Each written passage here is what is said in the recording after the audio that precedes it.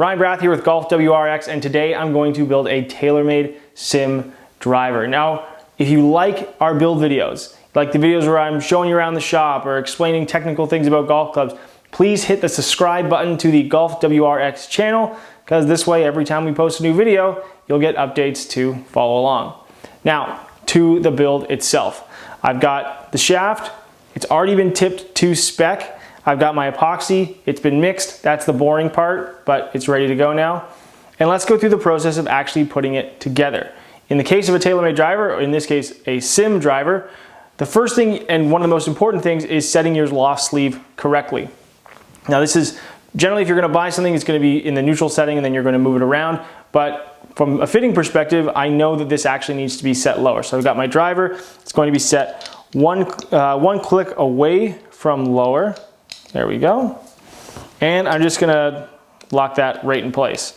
Now, the one thing about this is the fact that if you don't have it in the correct setting and then you have your graphics lined up and you've got your grip on and then you realize after the fact that you've got to turn it, if you have something like an Align grip from Golf Pride or something like that where there's a rib, then the next thing you know, it's gonna be crooked before you even hit it, and we don't wanna have to worry about that. Loft sleeves in, driver's already set up, shaft's ready to go, it's been prepped. The other thing is, as well, is that I've already cleaned the inside out with acetone, and I've already done that to the shaft tip as well. We are going to really just put this thing together. Key factor is the loft sleeve.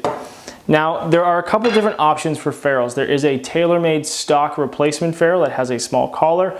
I'm using an aftermarket version that doesn't have a collar. Because of the way this has been done, you can or don't have to use it. It's not a sticking point to making sure that it's done properly. But you have to make sure that it's on the shaft properly, so let's go through that now. A little bit of epoxy on the end of the shaft. What I like to do is just set the ferrule on my mixing board, press it in, and then clean off the excess. That way I know that it's level, it's gonna be square. And from a cleaning perspective, I'm always making sure that I clean up as much excess epoxy as possible, because this way, when I go to actually build it, I don't have to worry about, after the fact, again, having to clean up. Now here's a little trick that I like to use. Instead of just grabbing the driver head and starting to do this, because if you miss or something, you could put a big scratch in the crown and no one wants that to happen. I like to use a ferrule setting tool. Let me grab it right now.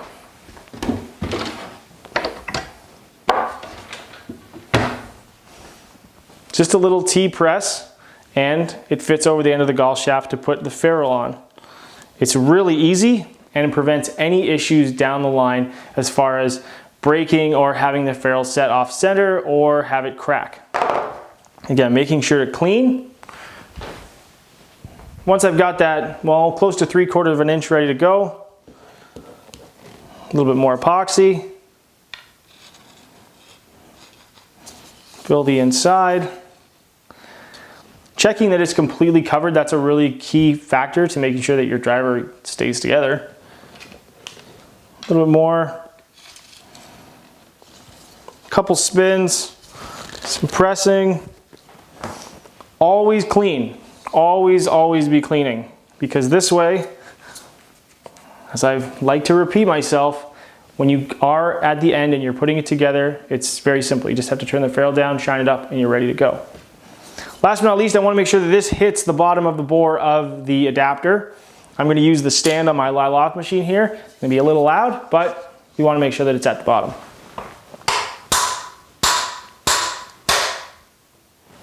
That is the sound of the bottom of the bore.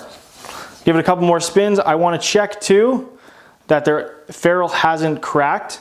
That's one of the things that is really important, because some people will miss it.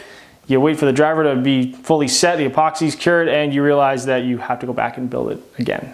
Not ideal.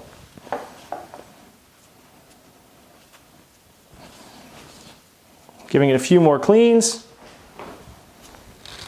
Checking that it's at the bottom. I'm going to line up the graphics. Check from the top, check from the bottom. We're ready to go. So I hope you like this video. After this, I'm going to set it up against the wall to cure, and then 24 hours I'll be able to grip it and swing this driver and really test it out. So again, if you hope you like this video, if you like what we're doing as far as building and learning about golf clubs and kind of showing you what's behind the scenes at GolfWRX, hit the subscribe button.